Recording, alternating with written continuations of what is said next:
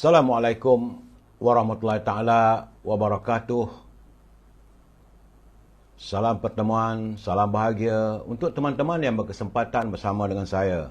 Apa khabar saudara anda, saudara Muhammad Noor, Puan Hajah Comel-Comel, saudara Yaumon, saudara Zamari LC, juga saudara Mustafa Ilyas, saudara Aziz Muhammad, saudara Mazlan Khalid, saudara bini Syirik Syarani dari Bandar Muazzam Pahang, saudara Zack Zul, saudara KM Awi, itu juga Oping Temu, Waalaikumsalam, saudara Bakat Ahmad, saudara Ahmad Map, saudara Zack Zul, saudara Nordin Din, saudara Di Anwar, Datuk Anwar Bakar, saudara Zali, saudara Rosli Mishah, saudara, saudara Ramzo, saudara Muhammad Paridun Tukiman, salam pencerahan katanya, saudara Muhammad Khawli, begitu juga Tuan Ibrahim, Tuan Abdul Rahman, Tuan Ismail dari Besut Terengganu, saudara Puan Selamat Yusof, saudara Raja Kamal, Raja Baizan dari Sungai Petani, saudara Syarun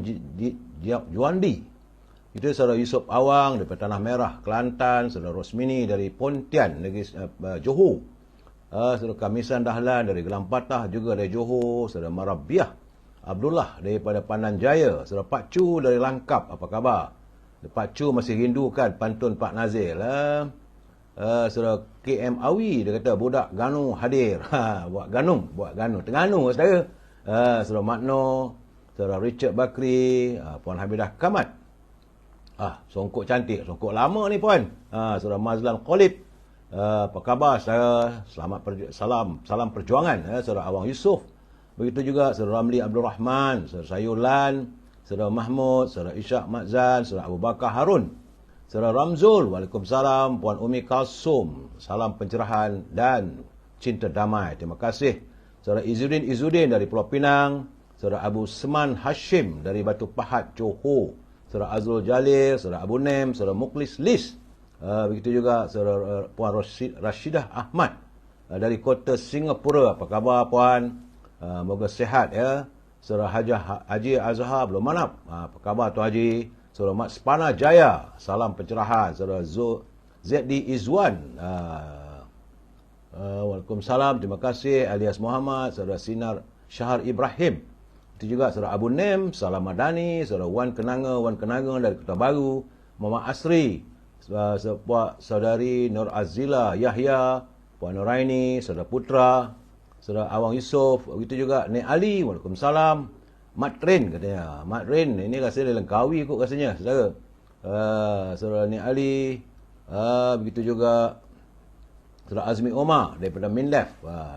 Saudara Mat Sepana, kebenaran tetap bersama dengan bosku katanya.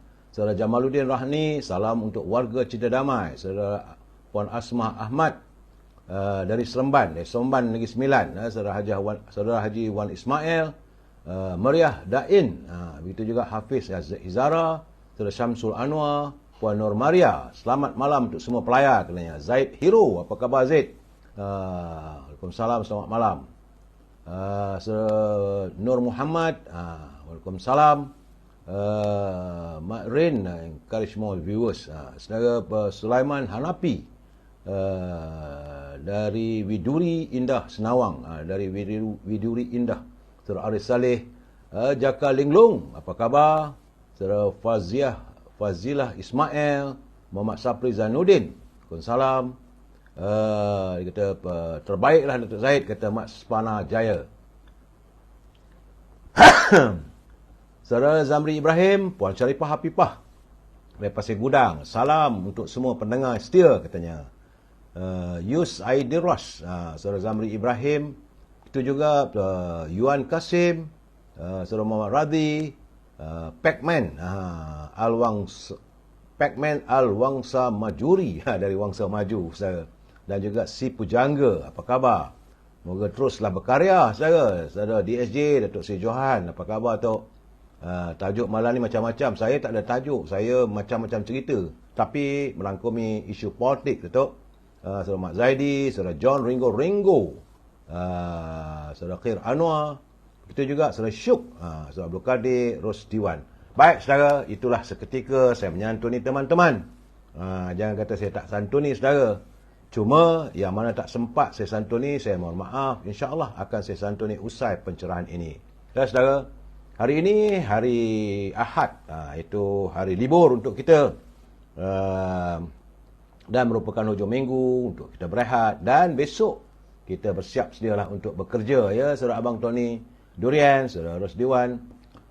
Hari ini tanggal 7 Mei yang merupakan hari yang ke-1145 COVID-19 menyerang negara kita.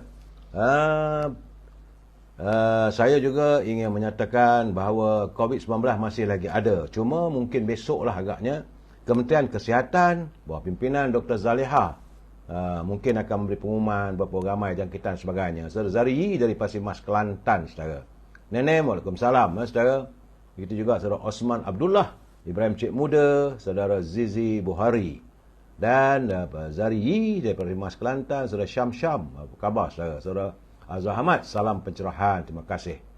Saudara, tiada laporan tentang COVID-19 walaupun sudah masuk hari yang ke 1145.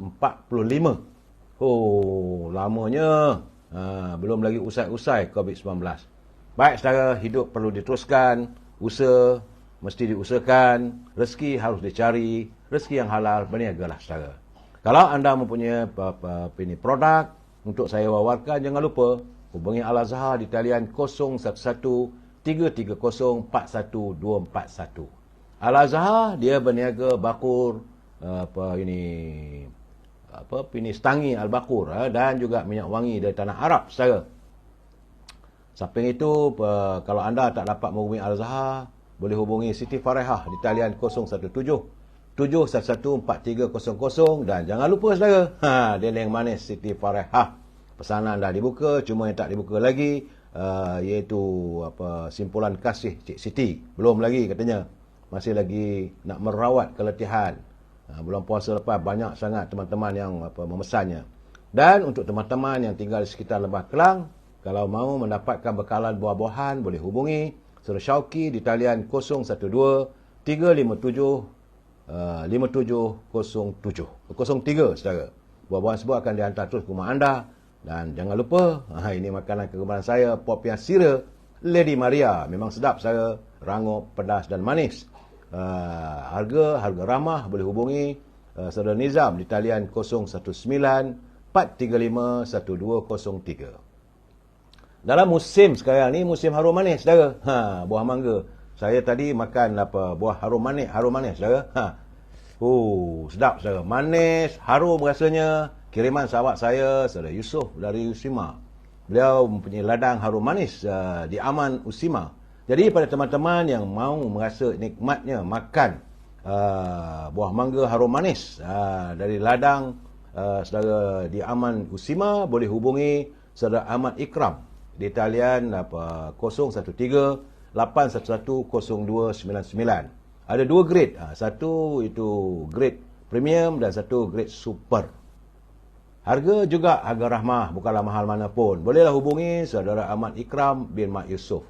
Bagi teman-teman yang mahu berniaga, iaitu Usima Walid Harum Manis, sedang mencari teman-teman untuk menjadi agennya, boleh hubungi Cik Alia di talian 019-834-0299. Ya, saudara, 019-834-0299. Banyak produk yang dihasilkan oleh Usima Walid Harum Manis.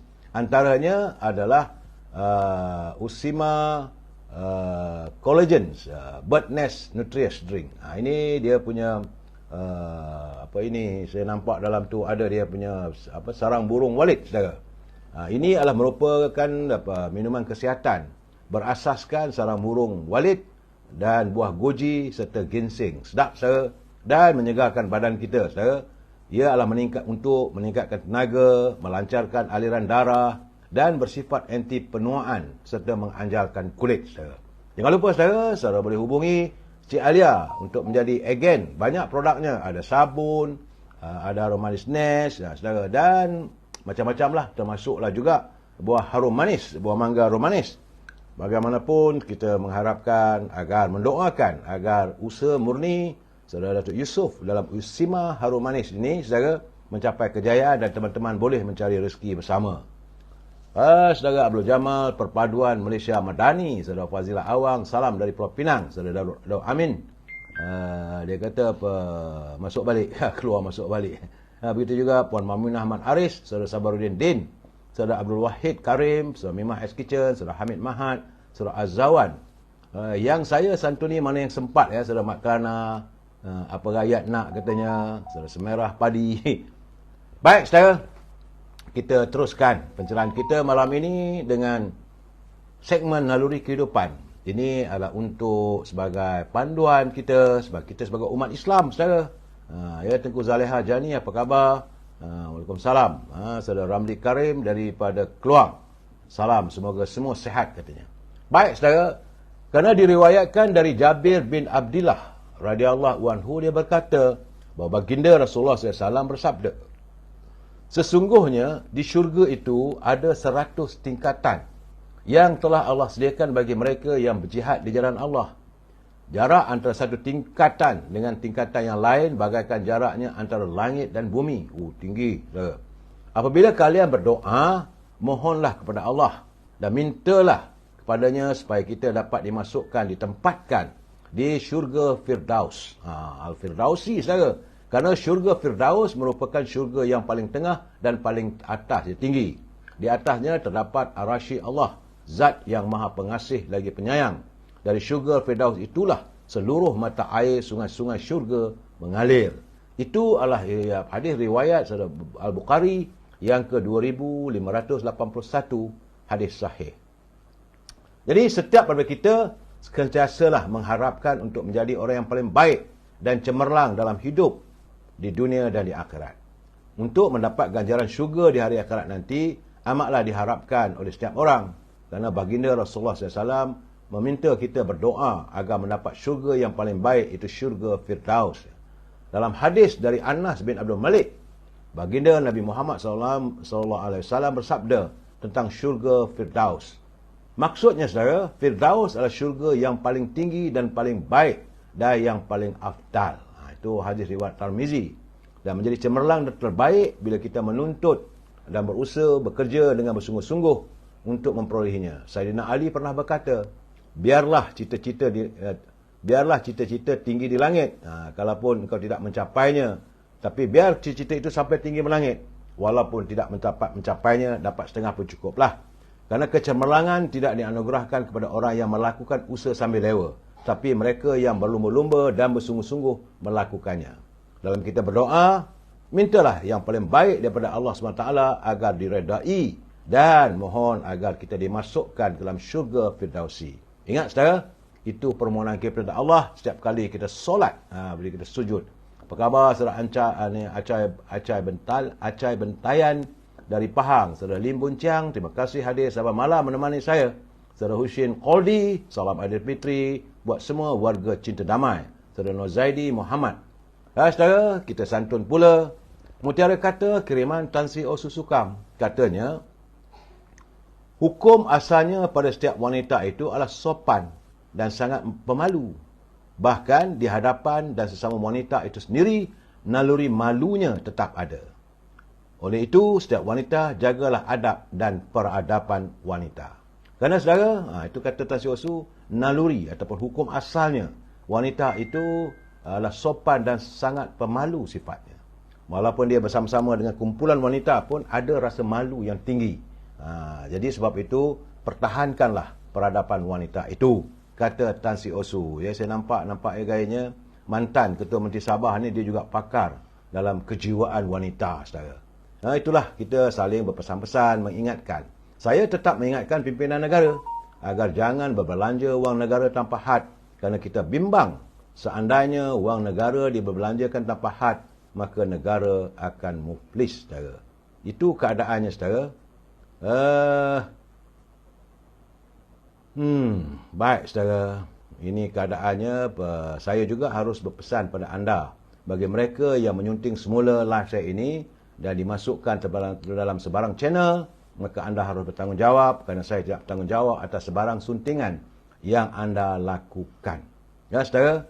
Ini pencerahan politik, matlamatnya tidak lebih dan tidak kurang hanya sekadar memberi pencerahan dan informasi.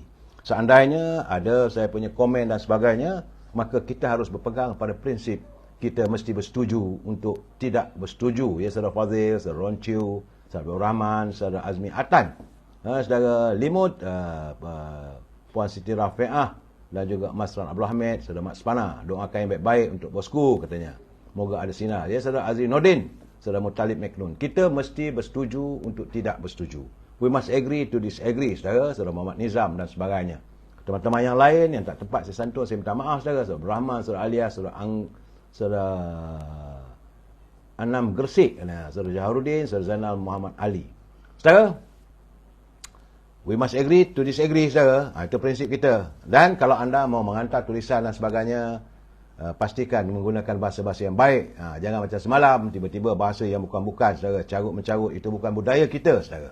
Baik, saya ingin mengingatkan pada teman-teman semua, kerana menurut Met Malaysia, iaitu Meteorologi, Jabatan Meteorologi Malaysia, dalam hantaran di Facebooknya siang tadi, ia mengatakan bahawa hujan lebat, ribut petir berserta angin kencang diramalkan membadai 5 negeri.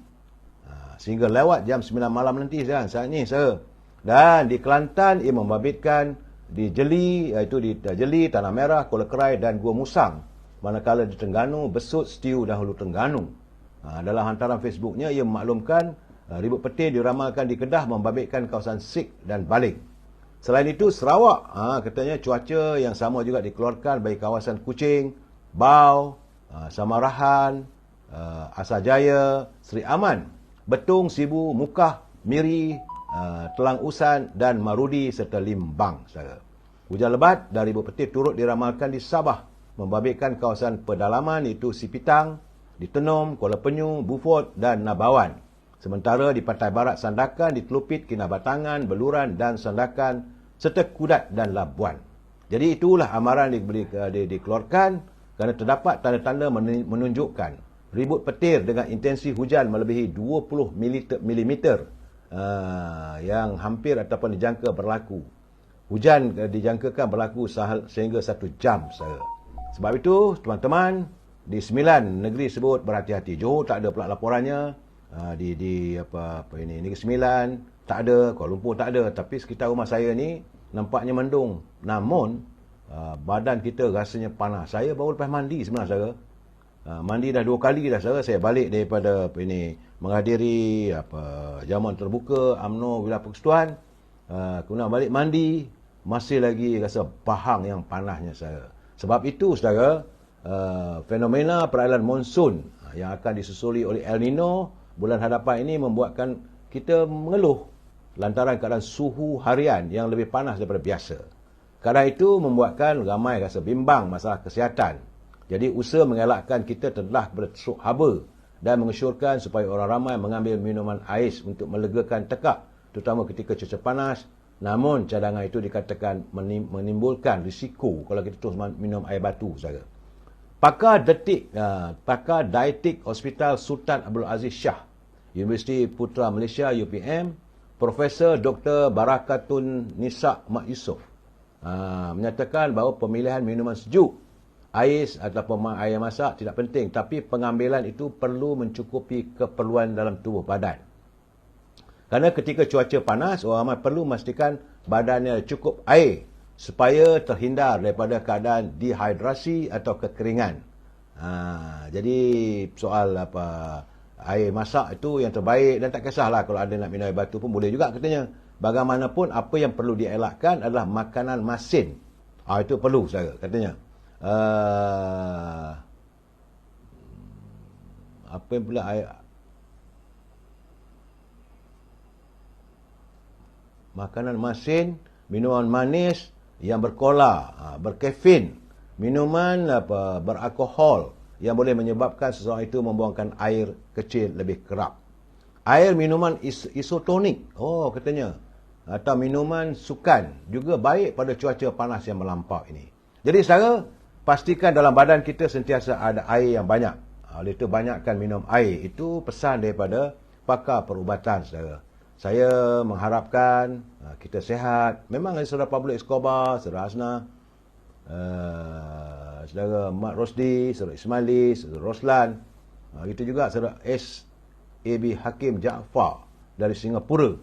Saya tak tahulah, Singapura mungkin panas juga, dan saya nasihatkan kepada saudara, kalau boleh, banyakkan minuman air. Nak hujan datang kat KL, hari-hari hujan, kata Mahasan Harun. Baik saudara, itulah pengesanan tentang cuaca. Ada yang hujan, ribut di 9 daerah, dan cuaca panas masih lagi melanda El Nino saudara. Cuma saya sedih juga hari ini, terima kiriman daripada sahabat kita, Tuan Haji Abdullah. Dia kata akhirnya jadi jugalah rupanya perobohan di kampung Koskan Tambahan di Ulu Selangor. Saya sedih. Memang saya nampak ada gambar jentolak meranapkan rumah. Sekitar 12 biji rumah, tapi 6 telah pun diranapkan. Yang lain itu masih lagi ada perundingan. Dan saya haraplah kerajaan negeri dapat campur tangan sesegera mungkin.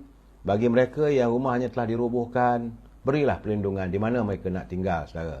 Terima kasih saudara Osna Osma. Saya harap sangatlah kerajaan negeri Selangor dapat prihatin kepada 12 keluarga yang tinggal lebih 40 tahun di kawasan perkampungan Kampung Koskan Tambahan. Itu berampiran dengan Sungai Buaya di Ulu Selangor, dalam, saya tak silap saya, dalam daerah di Ulu Selangor, di dalam daerah Rawang, tak silap saya.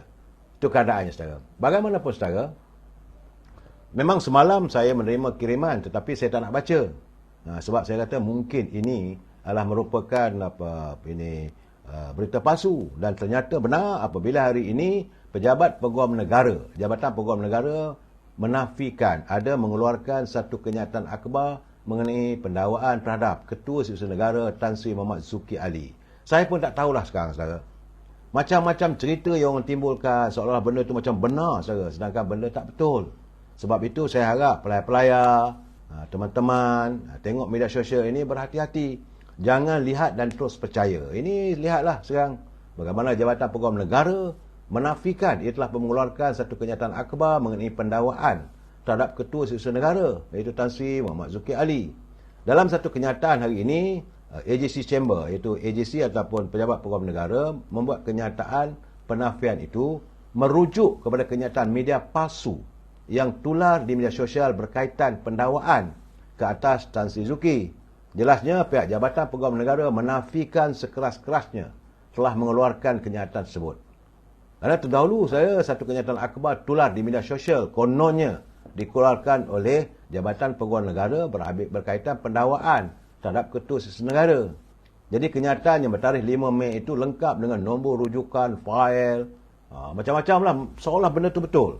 Akhirnya hari ini Jabatan Peguam Negara menafikan. Sebab itu saya katakan saudara, musim sekarang ni orang menularkan benda yang tak betul, yang palsu pun ditularkan. Itu sebab itu saya haraplah agar kita berhati-hati saudara. Nak bercakap politik boleh, tak ada masalah saudara. Anda nak masuk politik, nak bercerita tentang politik boleh, tetapi janganlah sampai menuduh. Saya sedih apabila warga kita, pegawai kerajaan, pegawai tinggi kerajaan, menteri-menteri, wakil-wakil rakyat, kalau tak betul, tak betul lah. Kita tunggulah saudara kenyataan daripada SPRM yang mesti ada dia punya gambar, tangkapan dan sebagainya, barulah kita boleh ikuti. Jangan sekarang ni terus percaya sembrono. Macam-macam orang buat saudara. Macam itu hari, tiba-tiba kononnya katanya Presiden PAS nak kat sumpah lah. Akhirnya Susah Agung PAS menafikan. Tapi kalau dilihatkan dari cara mereka mewawarkan dalam media sosial, benda seolah betul, sedangkan benda tak betul. Hari ini sekarang saudara, dunia tanpa sempadan, dunia cyber ni, mereka bijak. Benda yang tak ada tu seolah-olah dilihat seperti ada. Sebab itu berhati-hati saudara, dan saya menasihatkan, kalau boleh, eloklah kita rujuk kepada pihak berwajib, pihak berkuasa yang bertanggungjawab atas sesuatu isu itu saudara. Kadang-kadang saya melihat saudara, sebenar-benarnya, kadang-kadang sambil melawak lah. Saya selalu tadi, saya berbual dengan teman-teman, menghadiri sambutan rumah terbuka UMNO Wilayah Persekutuan yang dihoskan oleh Datuk Johari selaku Naib Presiden UMNO sebelum beliau menghadiri Majlis Tinggi UMNO. Hari ini Majlis Tinggi UMNO mengadakan mesyuaratnya. Yang turut dihadir dalam majlis tersebut adalah Presiden UMNO Datuk Seri Zahid Hamidi. Saya nampak macam melelong Datuk Seri Zahid kali ini. Sekejap ada di Melaka, sekejap ada di Seremban, sekejap ada di Pulau Pinang, sekejap ada di Bagan Datuk, dan tadi berada di Seremban, dan kemudian menghadiri majlis terbuka dan terus menghadiri sidang mesyuarat Majlis Tinggi. Pening lah saya tengok. Tak terbawa badan, tapi nampaknya dia cergas lah. Dan beliau memberitahu bahawa pihak Majlis Tinggi sedang mempertimbangkan kerana Datuk Seri Tajuddin sudah pun menghantar surat kali ketiga memohon pengampunan. Dia mohon maaf atas ketelanjurannya agar diberi kesempatan untuk kembali kepada UMNO. Terpulanglah pada Majlis Tinggi, saudara. Bagi saya, kalau orang dah kembali dan menyesali atas perbuatannya, biarlah. Memanglah Datuk Seri Tajuddin ni terkenal juga dengan bicaranya yang pedas-pedas.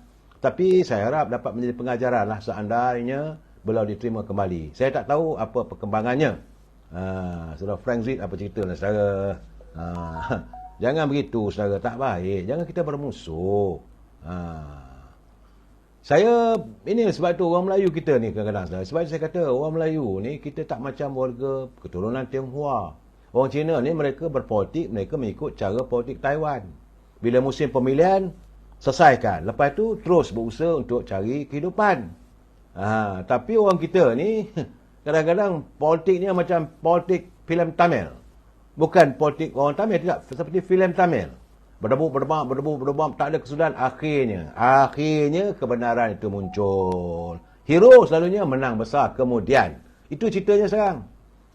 Dan macam mana kita tahu, saya masih lihat lagi tadi ada seorang wakil rakyat menelpon menghubungi saya. Dia kata, benar ke ada 15 orang ni akan menarik sokongan daripada kerajaan? Saya kata, datang dari mana? Dan saya juga melihat bahawa kenyataan di Sabah bagaimana kedudukan seorang ahli parlimen yang diragui, yang kedudukannya kerana dia katanya lompat parti. Jadi soalnya sekarang ni saya pun tak tahu apa nak jadi negara kita ni. Tak habis-habis. Akhirnya yang kata lompat parti, sedangkan itu Datuk Armizan Muhammad Ali. Jadi kedudukan Datuk Armizan Muhammad Ali menimbulkan kontroversi. Kononnya perlu mengosongkan kursinya. Tapi sebenarnya dia kata bahawa dia bersama dengan 3 orang ahli parlimen daripada Sabah. Saudara, sebenarnya mereka di Sabah tidak berkuat kuasa lagi tentang akta lompat parti ini. Dan speaker Dewan Rakyat pun telah membuat kenyataan bahawa mereka sahih. Dan berdasarkan pada inilah mungkin gamaknya yang menimbulkan kononnya ada numbers. Kalau 3 orang di Sabah itu dibatalkan kedudukan kursinya dan perlu ada pilihan raya, dan mungkin pula ada lagi 10 orang. Itu berdasarkan pada akuan bersumpah yang dibuat sewaktu awal waktu mau menubuhkan kerajaan, apabila suasana negara berada dalam keadaan hang politics. Parlimen tergantung, tak ada parti yang boleh menubuhkan kerajaan. Jadi apakah ini tanda tangan SD ataupun ini akuan bersumpah itu masih lagi nak diguna pakai. Itulah yang saya katakan, kadang-kadang mereka ini berusaha untuk mewujudkan suasana yang tidak stabil pada negara. Apa mereka dapat? Puas hati ke? Saya pun tak tahulah saudara. Sedangkan macam semalam Datuk Seri Ahmad Faizal Azumu pun dah menafikan selaku Timbalan Presiden Perikatan Nasional. Dia kata tak ada. Tidak ada isu. Dia kata bahawa Perikatan Nasional kekal dengan 74 kerusinya. Bagaimanapun saudara, saya juga melihat perkembangan terbaru ni nampaknya ada kurang sihat bagi Perikatan Nasional. Itu kabarnya. Ini kabar angin. Saya nak cerita pun tak boleh. Tapi kenyataan daripada Timbalan Presiden Gerakan memang jelas. Dia kecil hati melihat Haji Hadi boleh menandatangani deklarasi Melayu bersama dengan Dr. Mahathir. Itu jelas. Apakah mereka akan menarik diri? Tak tahulah. Dan saya dipahamkan ada juga kalangan pimpinan dalam Perikatan Nasional dah mula ragu. Pertama, bimbang. Apakah pilihan raya akan datang mereka mempunyai dana yang cukup? Itu persoalannya. Dan mereka mau tahu hala tujunya. Dan saya melihat bahawa Perikatan Nasional berada dalam keadaan limbo. Jangan, sebab itu sekarang ini dilampiaskan kepada kerajaan perpaduan. Saya lihat warga-warga yang menyantuni media sosial ini seolah menyerang kerajaan perpaduan ini, antara UMNO, DAP, Keadilan dan juga Parti Amanah. Sebab itu, menurut pada ni, hari ini nampak gayanya lama juga kita tak dengar kenyataan Abang Mat Sabu. Dr. Sri Ahmad Sabu lama kita dengar, dah 5 bulan tak kita dengar bicara politiknya. Tapi hari ini beliau mengeluarkan kenyataan masa menghadiri salah satu majlis sambutan hari ini rumah terbuka. Bila wartawan bertanya, dia menjawablah. Dia kata bahawa tak baiklah nak tukar kerajaan sekarang ini. Di saat usaha sedang dilakukan untuk memulihkan ekonomi negara. Kata Abang Mat, kalau tidak betul-betul, tunggulah pilihan raya. Seandainya kalah, kami terimalah hakikat. Ini masalahnya macam mana kata Datuk Anwar Ibrahim. Kalau betul-betul ada numbers, tak payah cerita dengan orang. Tak payah diwawarkan dalam media sosial. Kerana sekali kita mewawarkan dalam media sosial, ini mengejutkan para pelabur. Suasana tidak baik. Kalau betul-betul ada jumlah nombornya, ada sokongan melebihi 112 kerusi ahli-ahli parlimen yang bersama dengan Perikatan Nasional, bawalah ke parlimen. Sebab itu Datuk Anwar Ibrahim kata, kalau tidak, saya cabar. Bawa ke parlimen. Dan beliau sebagai Perdana Menteri, dia kata beliau tidak akan teragak-agak untuk mengizinkan sebarang usaha untuk membawa sebarang usul.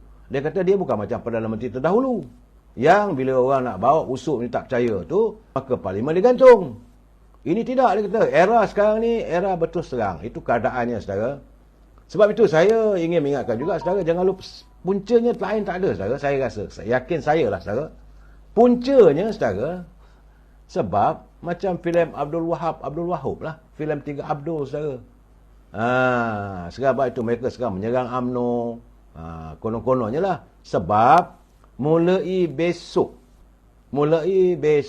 tanggal 8 Mei, bermulalah perbicaraan terhadap Wan Saiful Wan Jan, ahli parlimen Tasik Gelugur. Itu orang yang bertanggungjawab merangka manifesto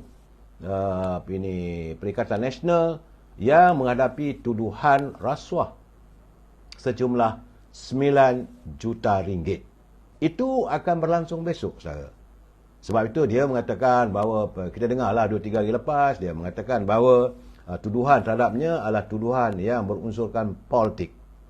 Saya pun tak boleh nak jawab lah benda soal itu, biar Datuk Seri Anwar Ibrahim yang menjawab. Tetapi dari segi logikanya, yang menuduh itu adalah Suruhanjaya Pencegahan Rasuah. Dan Ketua Pengarah SPRM itu lantikan daripada zaman siapa? Bukan lantikan Datuk Seri Anwar Ibrahim. Kalau nak dikatakan tuduhan politik ni tidak. Tapi bagaimanapun kita tunggulah besok. Apa butirannya, apa cerita sebenarnya berhubung dengan skandal Jana Wibawa. Yang bagi saya malah nak sebut, Jana Wibawa ni menghancurkan hati dan perasaan. Jadi saudara Nur Azman Ramli, dia kata Perikatan Nasional terikut-ikut cara Datuk Seri Anwar Ibrahim dahulu. Mungkin Datuk Anwar Ibrahim pun dulu juga biasa juga 2-3 kali mengatakan we have the numbers, cukup number. Begitu juga gamaknya.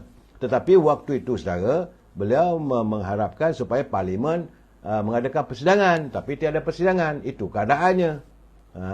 Sebab itu beliau berusaha untuk menghadap beliau Mahkamah Pertuan Agong menggunakan istana. Tetapi sebaiknya memang sekarang ni dia belum pun tahu yang terbaik bawa ke parlimen. Kemudian, saudara, itu 8 Mei.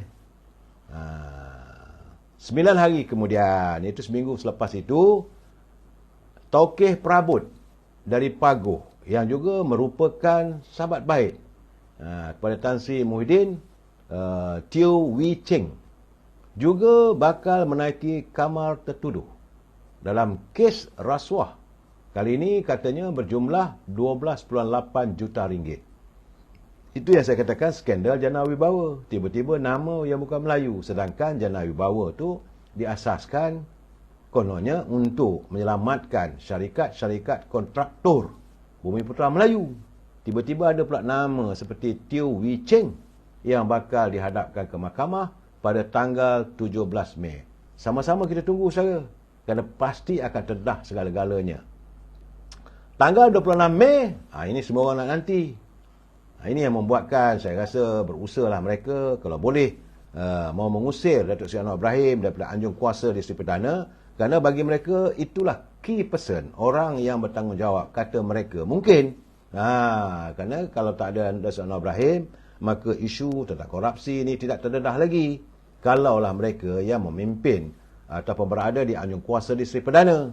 Itu katanya setengah pihak yang saya lihat. Kerana pada 29 Mei Ketua bahagian bersama pada 26 Mei saudara. 8 Mei Wan Saiful, 17 Mei Teo Wee Cheng, kemudian 9 hari kemudian tanggal 26 Mei Presiden Parti Pribumi Bersatu Tan Sri Muhyiddin Yassin pula bakal berada di kandang mahkamah dalam menghadapi tuduhan rasuah sejumlah 232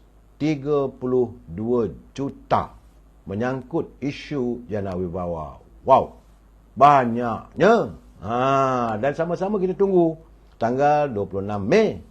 Pasti banyak benda yang akan terdedah. Kita dengarlah dapatan-dapatan daripada Suruhanjaya Pencegah Rasuah apabila kertas pendakwaan disiapkan. Tak terhenti setakat itu saja. 29 Mei pula. Jadi 1, 2, 3, 4. Tanggal 29 Mei. Ketua Bahagian Bersatu Segambut Parti PBM, Adam Radlan Adam Muhammad. Beliau merupakan sepupu kepada menantu Tan Sri Muhyiddin. Juga bakal berada di kandang orang yang kena tuduh di mahkamah menyangkut tuduhan rasuah 4.1 juta. Dia saudara Acah Bentayan, mereka sapu banyak sangat tu, bankrupt dalam negara. Saya tak mau menjatuhkan hukuman. Setara saya harap jangan kita katakan mereka bersalah, sebab kita mesti berpegang pada prinsip no one is guilty unless proven by the court. Sama-sama kita warga cinta damai, kita tunggu. Jangan kita terus jatuh hukum, tak baik saudara. Tunggulah apa keputusan hakim, apa keputusan mahkamah. Sebab itu dalam kes yang menyangkuti soal Datuk Seri Najib, kalau tiga-tiga mahkamah dah kata dia bersalah, okeylah. Laluannya melalui Agung, kerana banyak pihak merasakan bahawa Datuk Seri Najib tidak mendapat keadilan dalam perbicaraan. Itu saja. Dan begitu juga dengan kes Presiden UMNO. Ini Presiden UMNO dihadap ke mahkamah, terus orang mengatakan dia bersalah. Itu yang tak betul tu saudara. Bagaimana besok? 26 Mei nanti. Apakah kita mengatakan Presiden PBM dan Presiden Perikatan Nasional itu bersalah? Sebab itu sekarang ni orang kata janganlah. Orang kata kalau kita berumah berdindingkan cermin, jangan baling batu ke rumah orang. Itu je nasihat saya pada teman-teman. Saya tak ambil kisah sebab anda semua pemain politik. Anda nak sokong siapa pun tak ada masalah bagi saya. Sokonglah, sebab negara kita negara demokrasi. Kita bukan negara kuku besi. Dan bagi mereka yang dihadap ke mahkamah, kita mesti menanti. Ini kes kapal SCS, kenapa senyap? Saudara hantu laut, The Reds. Kes kapal SCS, Datuk Seri Anwar Ibrahim sudah pun membuat kenyataan. Setengah lupa. Saya tak lupa kenyataan Datuk Seri Anwar Ibrahim. Dia kata janganlah benda itu tersenyap begitu, sedang disiasat sebab melibatkan wang yang begitu besar dan melibatkan menteri. Jangan lupa benda ni. Ini juga akan disongkit. Sebab itu ada di kalangan mantan Menteri Pertahanan yang tidak tidur malam. Sebab itu usaha sedang dilakukan sehabis mungkin. Bagi saya lah.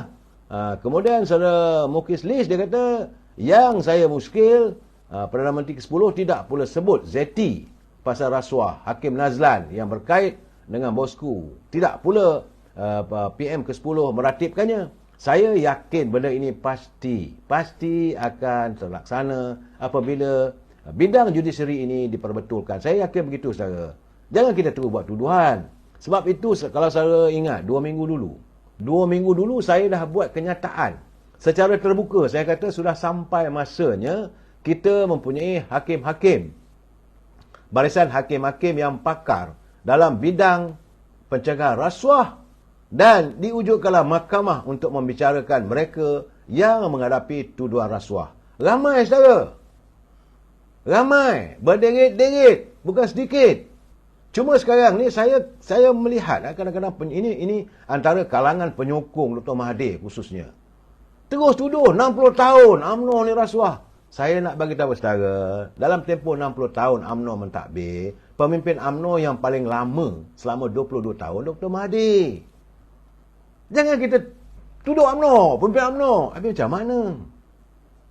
Perdana Menteri UMNO yang paling singkat almarhum Tun Razak. Kemudian Tun Hussein On. Dr. Mahathir selama 22 tahun saudara. Kemudian Tun Abdullah Badawi. Tempohnya 2 penggal saja. Dan akhirnya meletakkan jawatan. Kemudian naik pula Datuk Seri Najib. Tempoh pun 2 penggal saja. Selepas itu Dr. Mahathir naik balik jadi Perdana Menteri. Hadir pula dalam langkah Sheraton Tan Sri Muhyiddin. Hadir pula, jangan lupa, juga dari UMNO, saya tak menafikan, iaitu Datuk Ismail Sabri.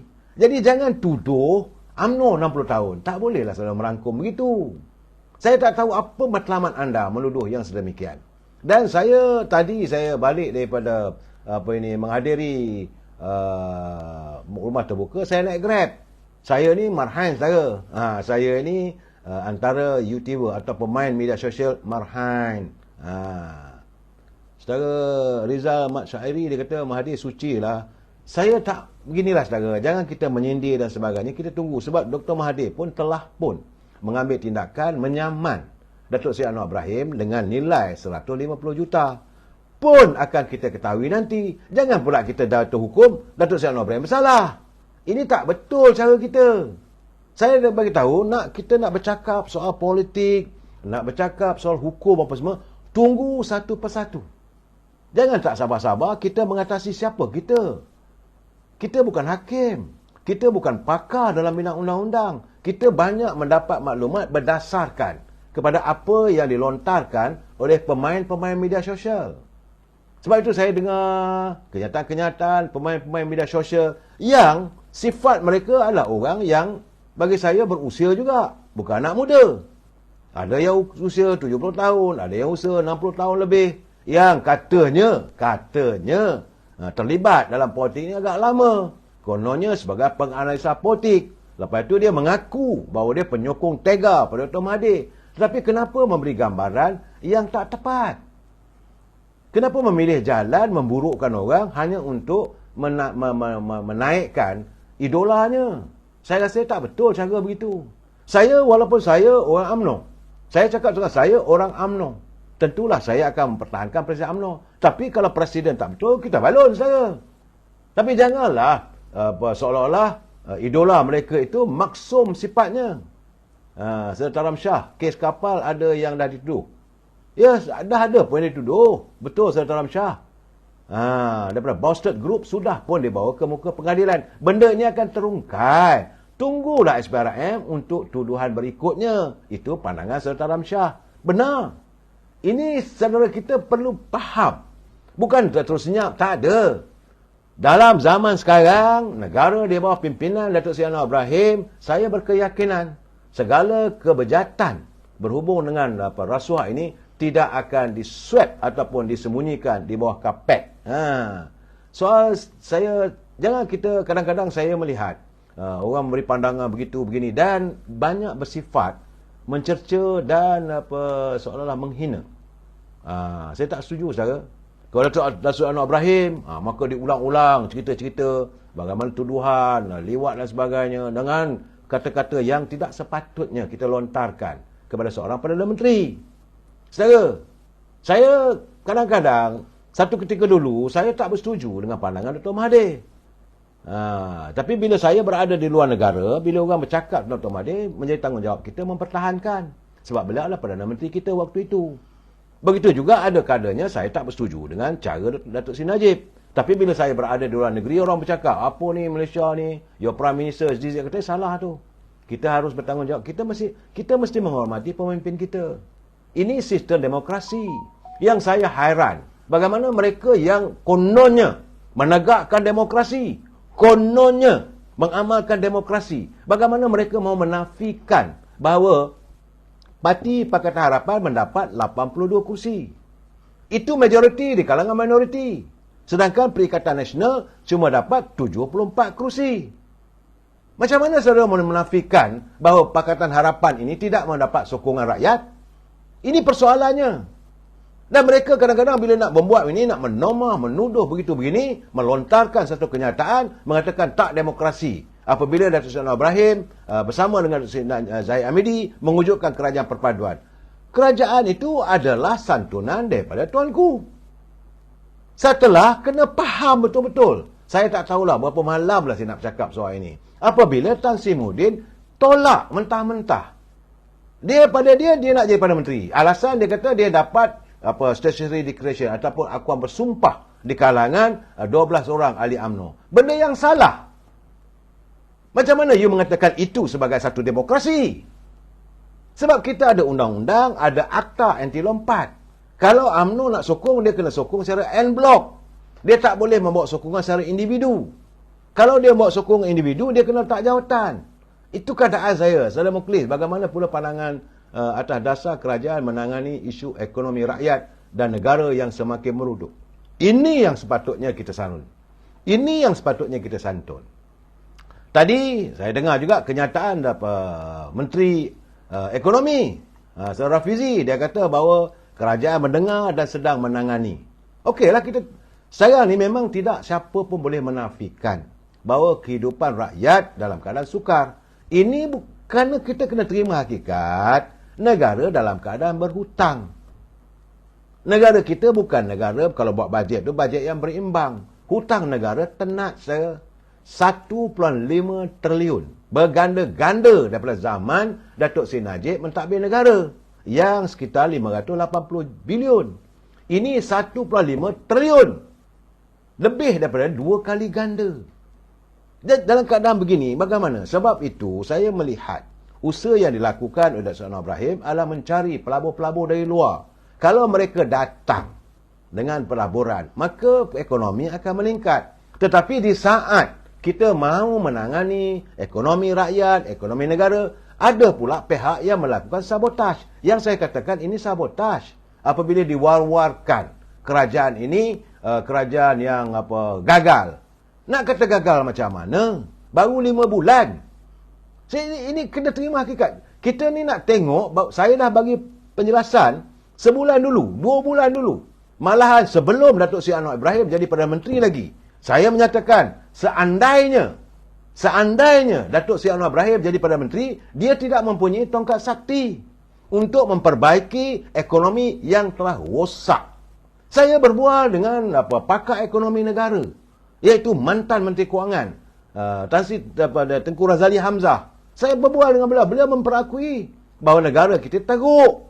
Sebab itu beliau menyarankan, kalau boleh, carilah pelabur-pelabur dari luar, dan kalau boleh, pujuklah pimpinan daripada negara China supaya mereka menyimpan wang mereka yang begitu banyak dalam bank-bank milik mereka yang ada di negara kita.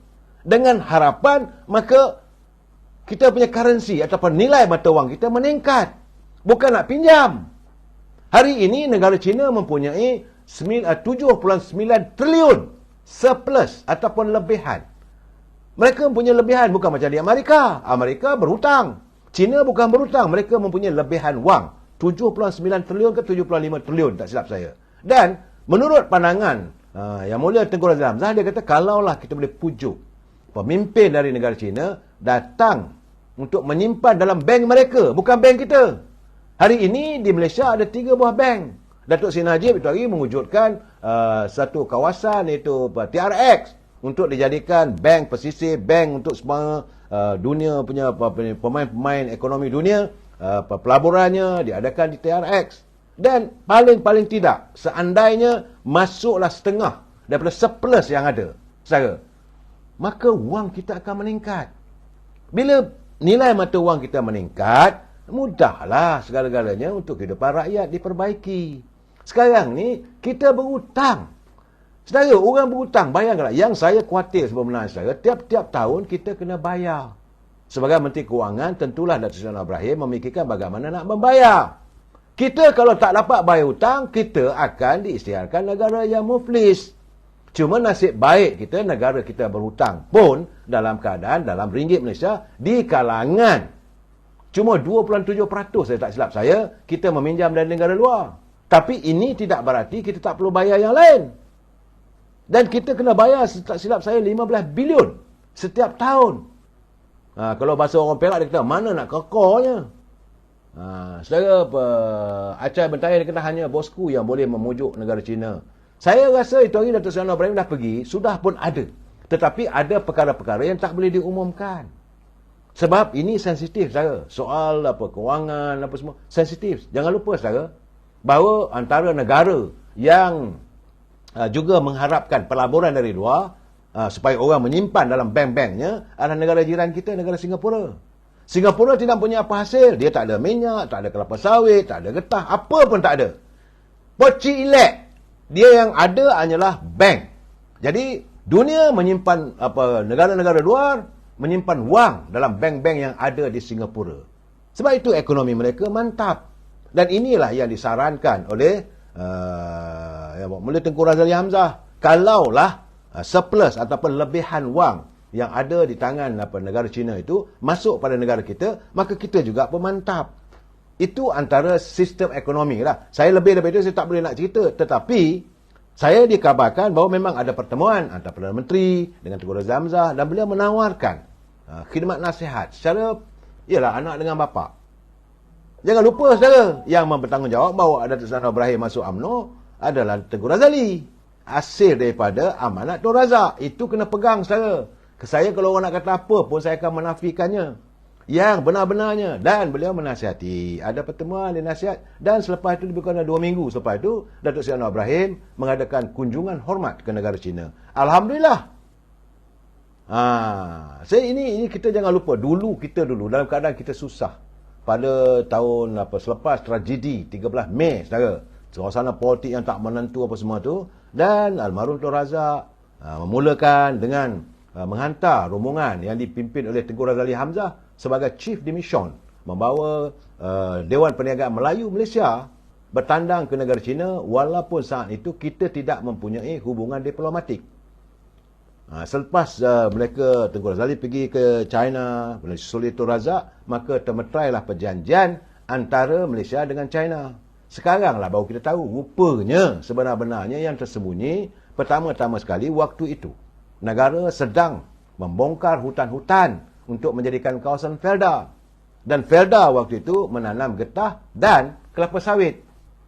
Jadi pemimpin besar yang mempunyai wawasan macam Tengku Razali, macam Tun Razak, mereka melihat masa depan apa nak jadi pada minyak-minyak yang dihasilkan daripada bantuan daripada pengeluaran yang dikeluarkan oleh Felda. Nak dipasar macam mana? Jangan ingat, jangan lupa, saudara. Dan apabila kehadiran Tun Razak, Tengku Razali berjumpa dengan Chow En Lai, berjumpa dengan Zia Doping, perbincangannya bahawa China bersetuju untuk membeli minyak. Dan itulah merupakan jaminan kejayaan untuk keluarga Felda. Kalau tak dibuat begitu, tak jadi, saudara. Kalaulah China waktu itu tak ada, jadi kita terkial lah. Minyak ada, nak dipasar ke mana? Harga pun tak boleh kita tetapkan. Pergilah ke negara India, pergi ke Eropah dan sebagainya. Bagai nak gerak lah masalah. Tetapi bila kita ada ready market, walaupun mungkin harganya tak setinggi mana, tetapi keluar banyak mana pun, macam mana kata Chow En Lai, you produce 1 year palm oil, we use for 3 months. Negara kita mengeluarkan minyak kelapa sawit selama setahun, 3 bulan saja habis digunakan oleh rakyat China kerana dia negara besar. Itu keadaannya. Dan inilah sedang diperbaiki. Secara apa? Saya betul. Yang Mulia, dia bukan Yang Berhormat. Tak apalah, saudara. Saya masih menghormati beliau. Yang berbahagia. YBM. Tak apa, saudara. Bagi saya merasakan orang yang berjasa itu perlu kita hormati.